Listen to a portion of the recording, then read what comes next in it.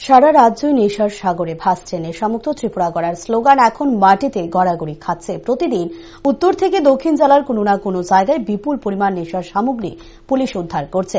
শুক্রবার রাতে গোপন সংবাদের ভিত্তিতে বিপুল পরিমাণ নেশার সামগ্রী উদ্ধারে উত্তরের বাগবাসা থানার পুলিশ বিশাল সাফল্য পেল। 12 চাকার সিমেন্ট বোঝা একটি লরি থেকে 90,000 ইয়াবা ট্যাবলেট উদ্ধার করা হয়, যার কালো বাজারের মূল্য 4.5 কোটি টাকা।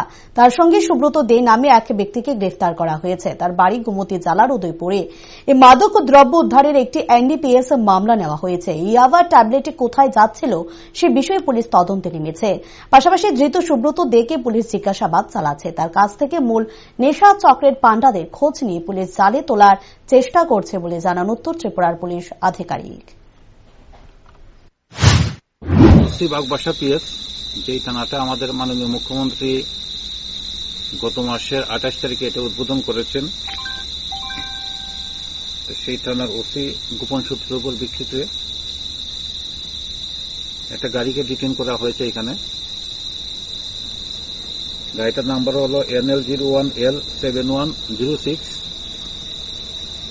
সেই গাড়িতে তল্লাশি চালিয়ে 90,000 ইয়াবা ট্যাবলেট সিজ করেছে এবং একজনকে অ্যারেস্ট করেছে, যার নাম দেবব্রত দে, বাড়ি উদয়পুর, গোমতী ডিস্ট্রিক্ট। একটা এনডিপিএস কেস নেওয়া হয়েছে। যে ইয়াবা ট্যাবলেট সিজ করা হলো, এটা তো খোলা বাজারে বিক্রি হয় না, কালো বাজারে এটার মূল্য, যেটা নেটে দেখলাম এক্ষণে, 4.5 কোটি টাকার উপরে। কতটা ট্যাবলেট হয়েছে? 90,000।